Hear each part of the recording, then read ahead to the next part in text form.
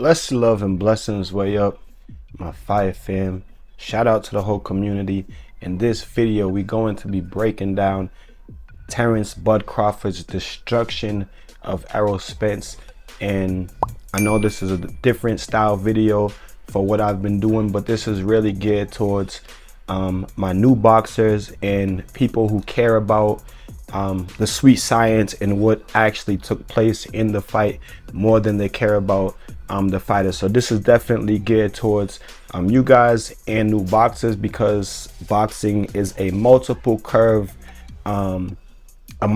learning curve sport, and one of the learning curves is that you are going to learn from watching other boxers, from watching and studying the boxers that we watch on TV, you know what I mean, the world-class fighters, the world champions, and all of that stuff. So stay tuned to the video until the end. We're going to be making some great points in this video. We're going to talk about the adjustments that either fighter made and how the other fighter adjusted to that.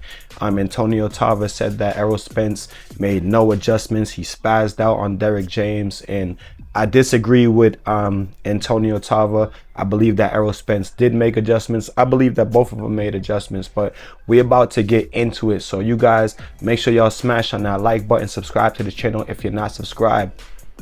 You guys already know. Let's fucking go. Now we're gonna start from the beginning of the fight to the end of the fight, obviously, but obviously the fight is done now, so I'm gonna address some things that, you know, people have said after the destruction of Errol Spence by Terence Crawford.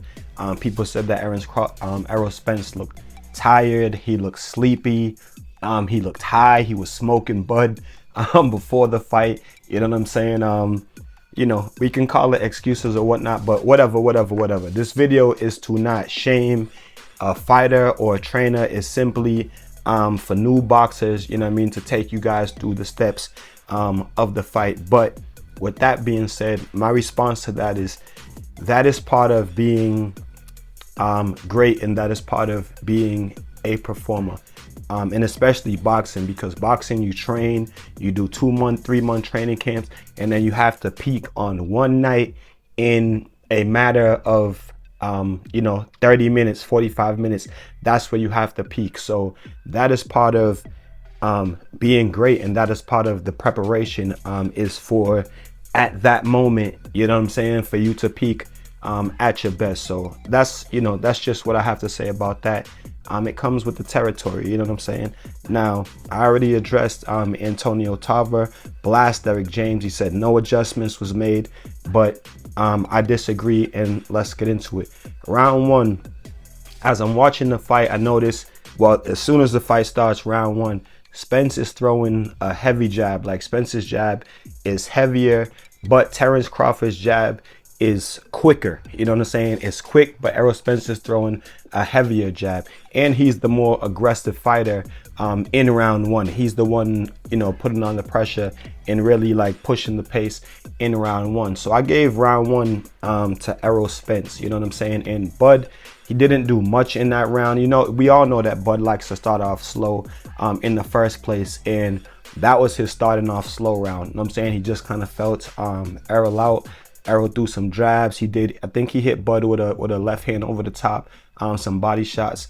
You know, round one, good round for Errol Spence, but not a bad round for Terence Crawford, but I gave it to Errol Spence.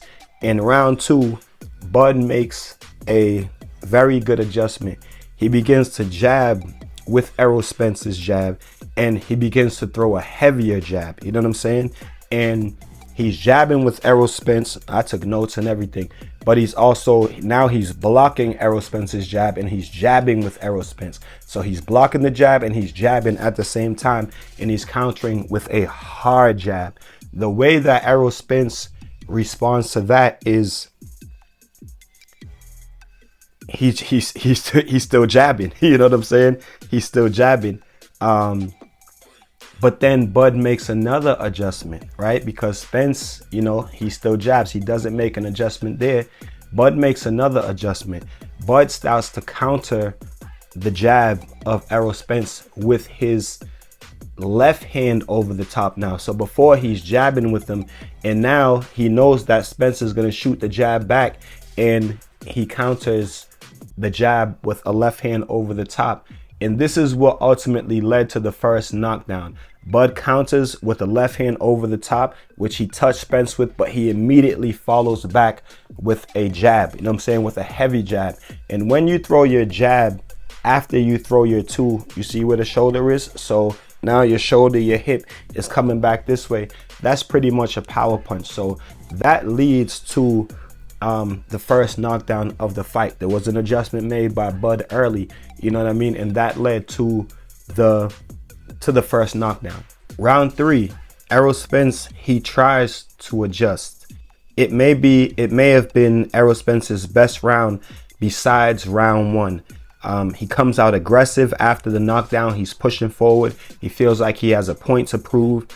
He traps Bud on the ropes a few times early in the round, and he's trying to do some good work. You know what I'm saying? He's going to the body.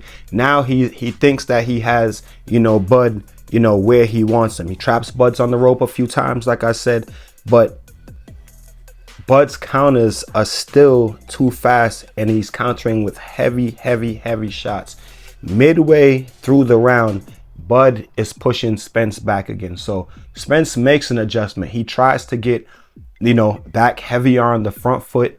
Not so much jabs. Obviously, he uses his jab, but he's not just throwing the jab for it to get countered. He's doubling it up and he's pushing forward, you know what I'm saying, trying to enter the pocket against Bud.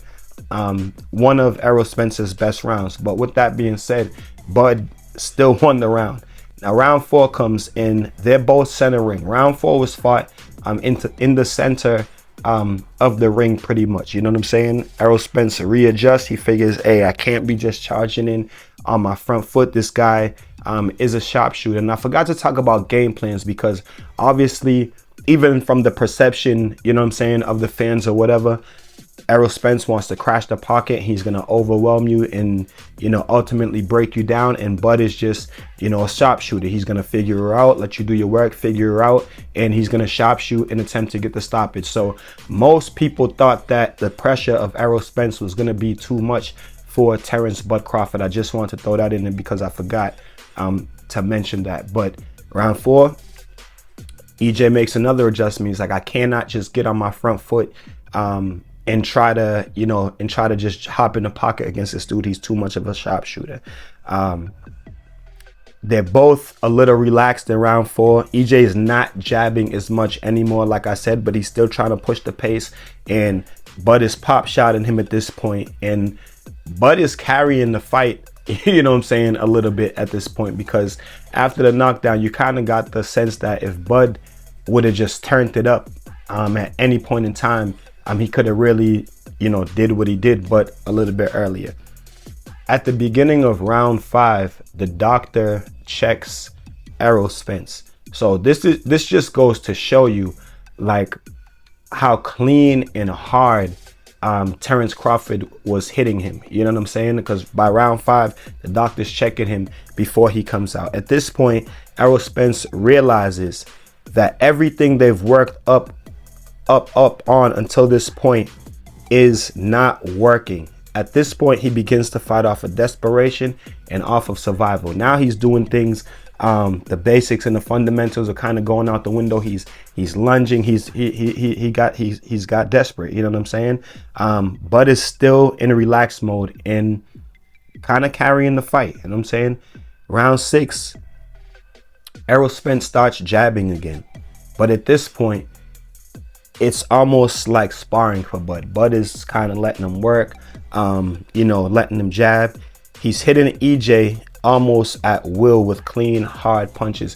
He stops countering Errol Spence's jab, figure, you know what I'm saying, I'll let him work a little bit, you know what I'm saying? And he lets EJ work, almost like he's sparring.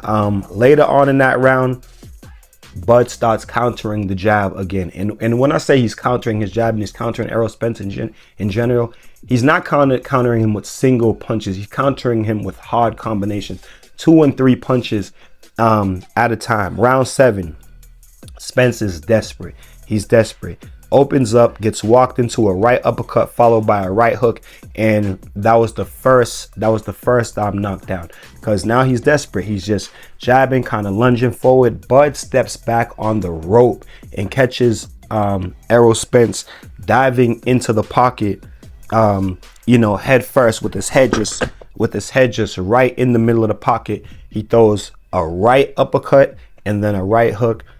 He drops Errol Spence. Later on in the round, he drops EJ again with a double right hook and catches EJ the same thing, just lunging forward with his head in the center of the pocket.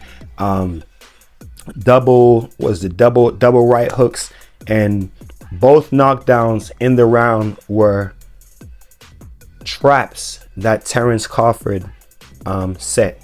You know what I'm saying? Got Errol Spence coming in heavy on his front foot, off balance, leaning his head into the pocket, and just fully took advantage of him. You know what I'm saying? Round 8, Spence is completely on his back foot. He's completely in survival mode.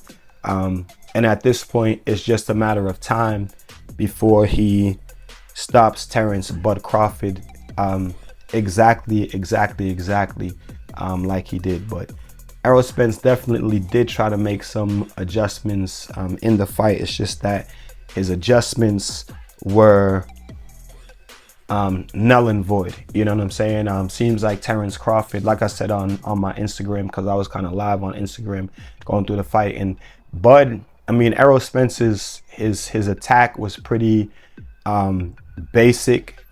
Bud was able to anticipate like everything that Errol Spence was doing.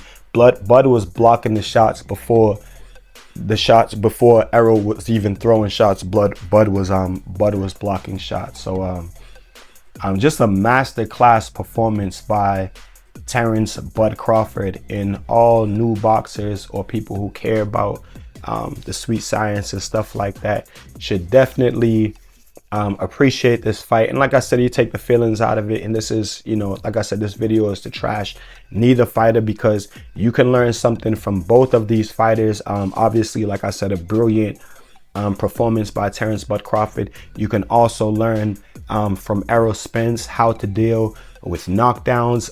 That was his first time he's ever been knocked down in his career, and he dealt with it pretty well. He got back up, he kept his composure, and got knocked down 3 times in the fight and kept his composure, and was able to get that far in the fight. But you can learn stuff from both of these fighters. This is take nothing away from Errol Spence. He showed heart, he showed dog, and he was just outmatched on that night by Terence Crawford.